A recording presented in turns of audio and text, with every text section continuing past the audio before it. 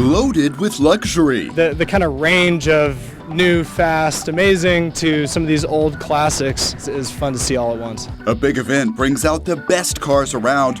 From unique classics to super expensive rides, we're checking them all out and revealing one fan's huge surprise. Mall Challenge. Generally, my plan revolves around keeping the skeleton of the mall whilst adding a layer and adding multiple areas to live, work, and play in around the mall. Students share some big ideas to improve Irving Mall. We take you inside the competition. Trash Bash. Our goal is to stop litter before it even gets there, because once it ends up in the M4, it could go all the way to the Gulf of Mexico. Hear from some of the participants making a difference with Keep Irving Beautiful. Plus, some kids get an up-close look at some miniature horses. Now on City Source.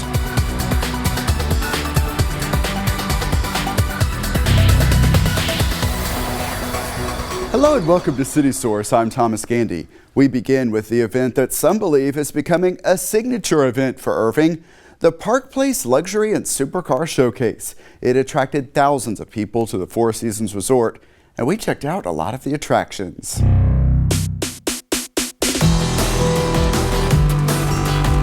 Car-loving crowds turn out at the Four Seasons Resort in Irving for the third annual Park Place Luxury and Supercar Showcase. Shelby. Yes! One of the first people we meet is 6-year-old Jude Abelman. He brings his knowledge 750 horsepower. and observation These tires are bigger than my arm. to every car he sees. So this is like his dream event. He's been looking forward to this for months. He's going to be looking for the cars that match the ones he already owns. This one is a Holly, a Lamborghini. So just right for a 6-year-old, but we're focusing on the full size here. And this is the place to see unique cars from many collectors. I brought a 2014 Boxster S here. It's the only Boxster in our Porsche Club's group today. What is the best thing about owning a Porsche? First of all is the people you get to meet who also own Porsches, because they're so enthusiastic about their cars. But the next thing truly is the engineering and the drive experience. For new cars hitting the market, this is one we noticed getting a lot of attention. Trying to figure out what it is, man. I mean, whatever it is, it's exotic. A lot of people I've been hearing asking, what is this? Yeah, so it's Pininfarina's first hypercar. It's all electric, almost 2,000 horsepower. So it goes 0 to 60 in less than 2 seconds. The starting price, $2.2 million. We moved in for a closer view. Obviously, it will get attention on the road, but I think a lot of the people who buy the car, they're collectors. Seeing this car and the more than 300 others spread across the Four Seasons inspire a lot of people to dream. And some may even get the itch to buy. We are in the car business, and people in Dallas do love their cars. There's something for everyone. Some people like the way they drive. Some people like the way they look. Some people like the performance. So no matter what it is, there's something here for all of them. This event is also the ignition for economic activity in Irving. Yeah, I think the impact is really good. I think it gives us another chance to show off the city of Irving, what all we have to offer for people. We want things that show off the city, show off its great assets, and bring great prospects for companies or individuals to move here. It's a great opportunity to show it off. There are certainly people that travel for this event that stay with us at the hotel. There's events at the hotel. So it's a great partnership. I wanted to introduce a very special guest. Park Place invited Doug Barnes to offer his testimonial as a repeat customer. The experience was for me has been a lot of fun. But you're about to see there's a surprise twist. Dr. Barnes was in the market for a new Rolls Royce. He said, I just don't want to do black this time. I want something special. I want dark sapphire and mandarin. And I said, well, Doc, that's going to take 6 months. How are you going to stand to wait that long? Oh, wow. This is your Phantom, your highly bespoke. You don't have to wait 6 months to get the car. Doug Barnes and his wife celebrate the delivery of their new car. How surprised were you by this? Very surprised. I was not expecting this at all. I would say I was 100% surprised. A big surprise addition to his collection. But even for people not going home with a new dream car, they are finding plenty to see. Motored up memories made at the Park Place Luxury and Supercar Showcase. That event also generated funds for the Baylor Scott and White Irving Foundation. See more at the end of today's show. To mark Domestic Violence Awareness Month, the Irving Police Department's Family Advocacy Center will again host Illuminate Irving on the Mandalay Canal on Tuesday, October 15th. As you see in this video from past years, a ceremony featuring speakers and music leads up to this release of lanterns on the canal. Each one has the name of someone affected by domestic violence or a message of encouragement. It is also a time for people to learn about the wide range of resources available in our diverse community. Agencies like Mosaic Family Services provides a lot of support to victims of domestic violence who are immigrants to our country or may not know about the local resources, how the law works here, or may have language needs as well. So we like to make sure that they're out there so we can meet all of our community. Illuminate Irving also features activities for children. It's on October 15th from 5:30 until 7:30 p.m. on the Mandalay Canal. Free parking will be available at the Mandalay Towers Garage. That's 220 East Las Colinas Boulevard. 10 state constitutional amendments and a proposed amendment to the city charter will be on the ballot this November, and there's new information for voters to be aware of. This year, Dallas County is implementing vote centers across the county. The centers will allow residents to vote at any polling location during early voting, and most of those locations will be open on Election Day. Dallas County voters will no longer be required to vote in their designated precincts. The goal of all of this is to make the process more accessible. Early voting is October 21st through November 1st. Election Day is November 5th. Polling locations and hours are available at cityofirving.org and dallascountyvotes.org. In another election-related story, the Irving City Council appointed 18 residents to a bond task force to make recommendations for big projects the city can look at taking on over the next decade. The task force will consider streets, parks, public safety, and more. All of this leads up to a bond election the city is expected to call for next May. Task force members will be meeting with city staff to get ideas. Resident input is also welcome. Look for the link at cityofirving.org. Now check out this video from deep in our archives. It is a little rough, but it shows a bit of Irving Mall from back in the early 1980s. Of course, the mall has changed a lot since then. Efforts to bring new life to the property were the focus of a student competition that was part of the city's Transportation Investment Summit.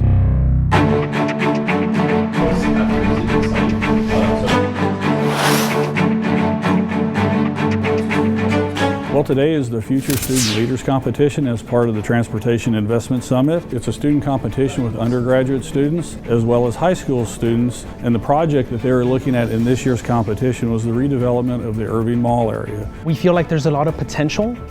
There's a lot of unused portions of the site area that could be restructured, that could provide for all those people, that could be used as an attractor to get people to come together. Site visits have been fascinating. So we meet here once a week and get lectures from experts on how to prepare for this proposal.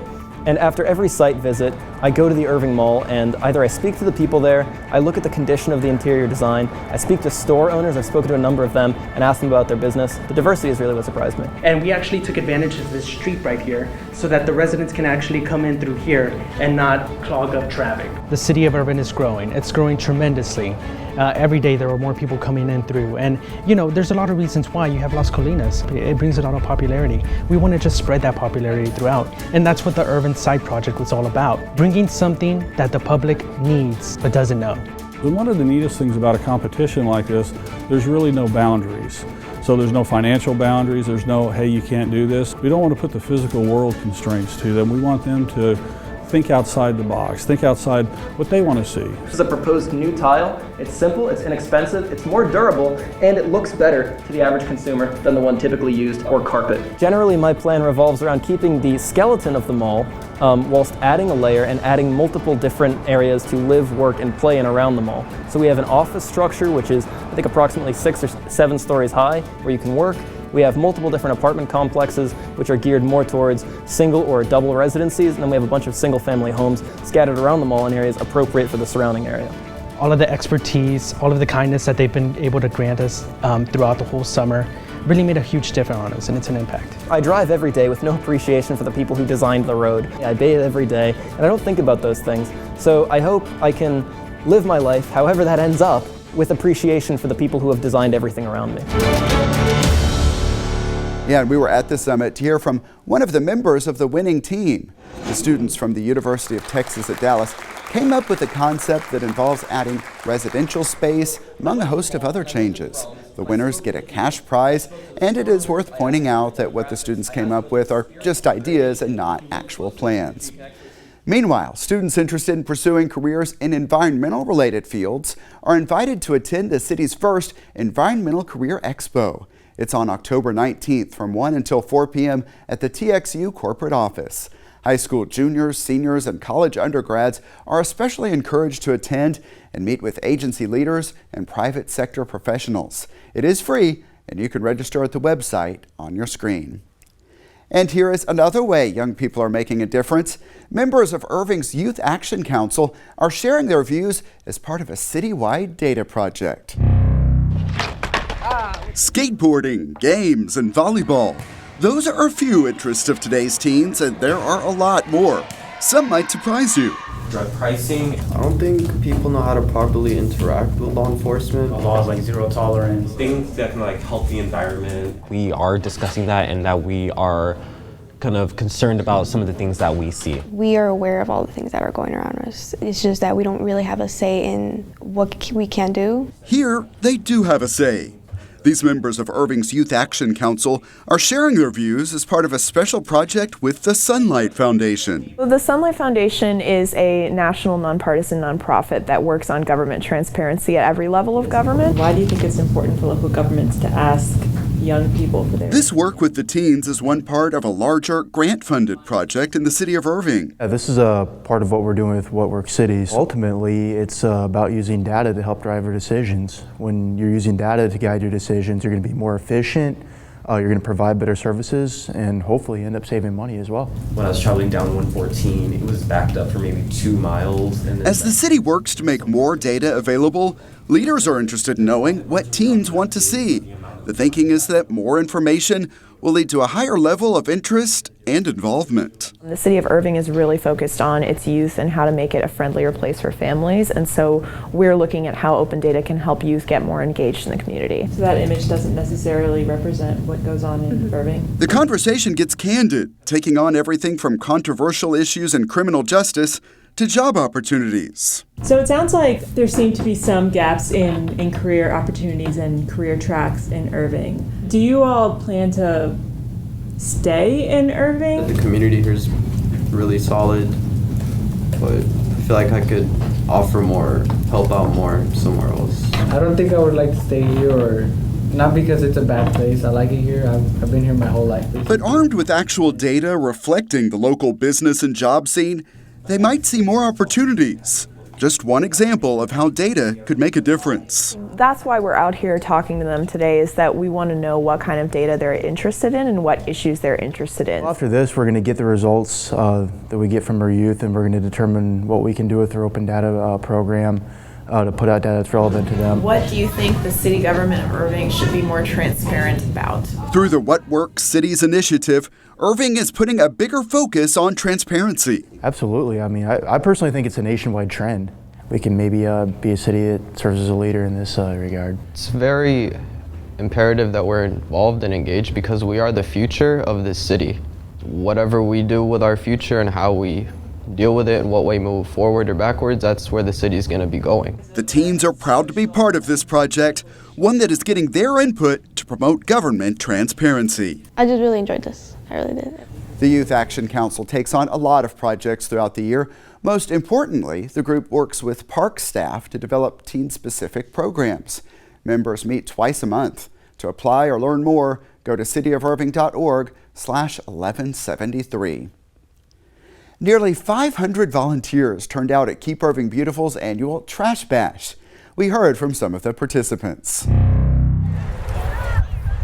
We've got a big crowd of Irving community people coming out to participate in our 28th annual Trash Bash. We are here today. We are partnering with Keep Irving Beautiful to help pick up trash and make the park nice and pretty for the community to enjoy. The sun's hiding behind the clouds, so it's not already 95 degrees outside, so it's great. We came out to help kind of clean up the park area. Any trash we can find, we want to get it up off the ground. KIB volunteers are really committed to stopping litter from reaching the Elm Fork of the Trinity River. They realize the importance of that river for our community, not only us, but up and down the river. Our goal is to stop litter before it even gets there, because once it ends up in the M4, it could go all the way to the Gulf of Mexico. We're also going to be doing a canned food drive today. Those items will be going to Crisis Ministries. We've also got some educational opportunities today. The water department is out here. They're going to teach us about water conservation. We got a fossil expert. We've got our tree arborist from the city out, and he's teaching people about the trees and the benefits and what they do for our community. We've got a rope set up so people and children can climb up into the tree and get a view of the park from treetop. We're excited.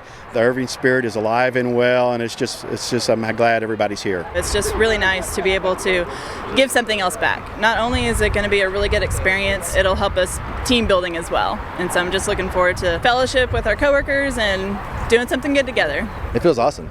It's an honor, it's a privilege. We love to be here, and it just feels good to know that we're giving something back to our city. We all have a passion for our environment, and that's what we want to share with each other, is that common bond that we have of taking care of our environment. It's just eye-opening that no matter whether you have a whole bunch or not very much, that there's always something you can do in order to help out and to make the world a better place.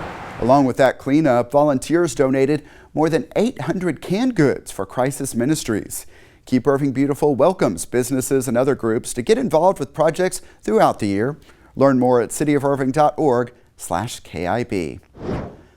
A brand new event is coming up soon. Irving is hosting its first Fall Fest on Saturday, October 12th at Whistle Stop Plaza. Among the activities, a maze, carnival games, pumpkin patch, trunk or treat at local businesses, and more. Admission is free. Children at the South Irving Library have the chance to check out some miniature horses. They are an impressive sight for sure, but they also do some important work. Take a look.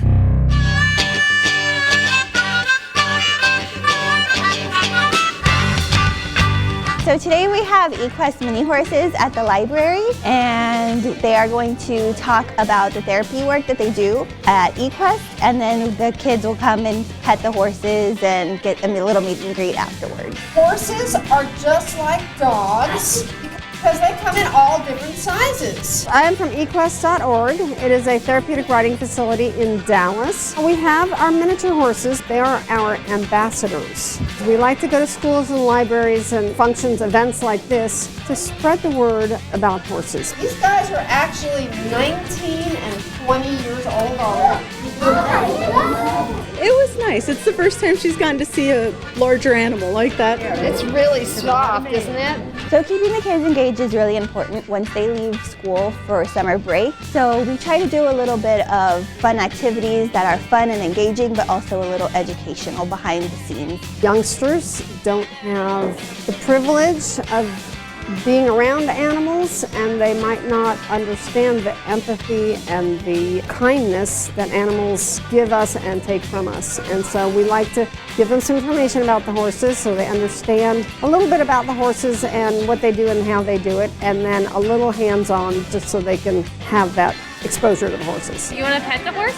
Pet the horse with your hand? It's really nice to be able to plant the seed and get everything rolling, and then maybe we'll have a future veterinarian come out of the program today. I love it. It makes books come to life. Reading takes you everywhere. Reading teaches you everything. Reading gives you an idea of things that are out there that you might not otherwise be able to experience. And if I can spark anybody to read by bringing the horses in, my job here is done. And while talking animals, it's time for our Pets of the Week, so let's head out to the Animal Care Campus. Hello everyone, and welcome to this week's Pets of the Week. I'm Brett Wheeler with Michael Whiteside, and once again I'm joined by intern Raina. And Raina, thank you so much for being here. I'm so happy to be here, and Michael, we have Danica and Dale. Can you tell me a little bit about them? Sure. This is Dale right here, and this is Danica. Danica is about 5 years old, Blue Heeler mix. Dale is about 4.5 years old, Blue Heeler cattle dog mix as well. They both came in together. They were an owner surrender because they said they had a change in lifestyle. But they're both fun dogs. They love to run and play, especially tennis balls. That's kind of their favorite thing to do, is to run and see which one can get it first, and then they bring it back to you. The owner, when they surrendered, said that they do like sitting in laps. I think right now they're just a little kind of nervous because they haven't been in the shelter too long, and DFW Humane Society just got them yesterday or the day before, but they love each other. I mean, it would be great if they could go home together, mainly because Dale really seems to focus on Danica quite a bit and does what she does. So it would be really nice if they could go home together. I mean, it's not required, but they have been together for years, and you know, Dale really enjoys being around Danica and she enjoys being around him, and they play well together.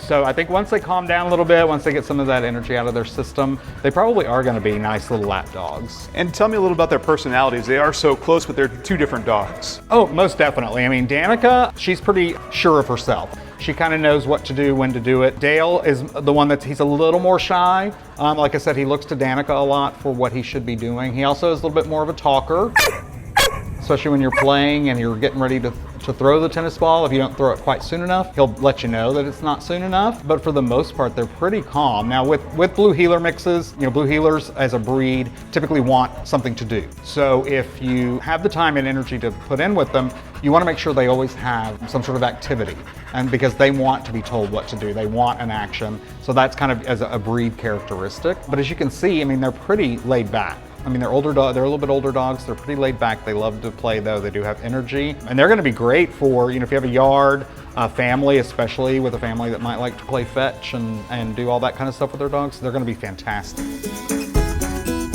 So I promise we're all here today. We just have this really big dog with us today.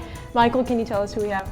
Sure. This beautiful big girl here is Sadie. She's about 1.5 years. She is a gentle giant. She does have a tendency to jump a little bit, but it's just to greet you, and that's something that can be worked on. She does know sit. My understanding is she loves toys, but she loves people more, so she's going to want to hang out with people. For her age, she's very calm, mild-mannered, very loving. She was an owner surrender to Irving Animal Services because they said they couldn't afford to keep her any longer, and then we rescued her to DFW Humane Society. So she's just here waiting. She's fun outside. She's going to be a great indoor-outdoor dog for sure, because I would imagine, just looking at her right now, when you're inside, she's going to want to be as close as possible to you and maybe on your lap. So if you're okay with 110 pounds of dog sitting on you on a regular basis, Sadie is going to be the girl for you. As big as she is, I think her heart is that much bigger. She just came up to me and greeted me, and she seems also very well behaved. And she is, and she's very loving. She's very gentle.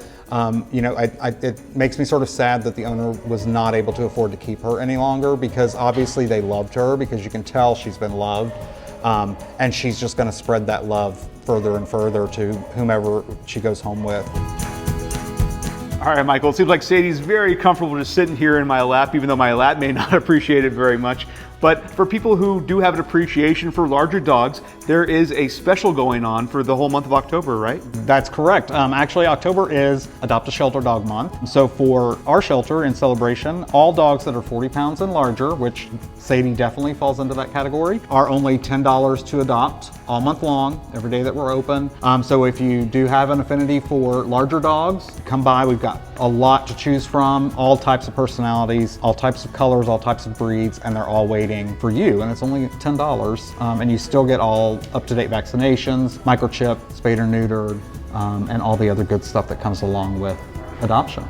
Michael, that sounds like a wonderful program, so be on the lookout for that. Back to you, Thomas. All right, guys, thanks a lot. The Animal Care Campus is located at 4140 Valley View Lane. It is open Tuesday through Friday from 11 a.m. until 6 p.m. Then on Saturday, the hours are 10 a.m. until 5 p.m. Also, check out the websites you see on your screen for more adoptable animals. A special ceremony honors fallen firefighters. We have that story next time on City Source. Also, see how people are celebrating successes in improving historic Sauer Cemetery. We'll be there for a special dedication ceremony. And we'll visit some of the neighborhoods holding block parties for National Night Out. Hear why they say those events make the community safer. Those stories and more next time. Remember, you can always email us your thoughts on our stories. The address is ictn@cityofirving.org. Also visit our YouTube channel, youtube.com/thecityofirving. Subscribe and you can be among the first to see our videos when they are posted. Also, leave us some likes while you're there. And that's it for this edition of City Source. We leave you now with more from the Park Place Luxury and Supercar Showcase at the Four Seasons. Thanks to everyone who was a part of this one, and thank you for watching. We'll see you next time.